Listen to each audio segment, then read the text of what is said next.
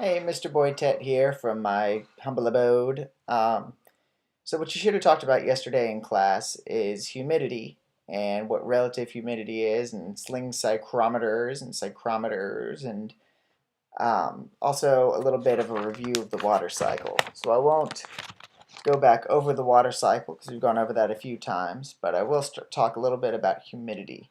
So we've seen this before. Humidity is just a measure of the amount of water in the air. So it would be gaseous water or water vapor in the air. Now, relative humidity is it what you say is the percentage of water vapor in the air compared to the maximum amount the air can hold at that temperature. So that would be, now that sounds really complicated and that's a lot of words on the screen, but if you think about it in terms of just simple numbers I'm going to make up for this example. If it's room temperature, 72 degrees Fahrenheit is room temperature.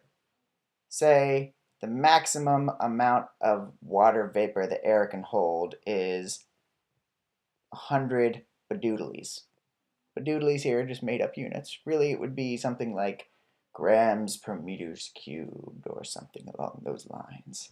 But badoodles is fun to say, so we'll go with badoodles. If the air only has 50 badoodles of water vapor, then it would be 50%. 50 is the amount in the air, but it could hold at 72 degrees 100 badoodles. So 50 out of 100 would be 50%. 100% relative humidity would mean that the air can't possibly hold any more water vapor without the water actually condensing into clouds or fog, for example. So what I've got a little video clip here, and unfortunately I don't have the resources in my house right now to make a psychrometer, so I've pulled a video from YouTube of another nice teacher at another school making a psychrometer, and so I'll kind of talk about that and sort of split screen it as the video goes through. Is a sling psychrometer. Sling psychrometers can come in lots of different shapes and sizes. They can be cheap like the ones that we have here, or they can be nice hard plastic with built-in thermometers. To begin with, you take the wet bulb thermometer and dip it in water. You spin the sling psychrometer around. While you're doing that, the water is evaporating off of the wet bulb.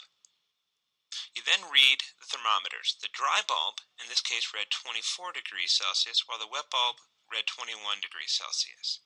If we were to look at what that calculated at, it would calculate to a relative humidity of 76%. Okay, so as they slung around that wet bulb, just like sweating, the wet one cooled off the thermometer faster. So the wet one had a lot more evaporation occurring, so the temperature dropped faster than the dry one that didn't have all the evaporation occurring.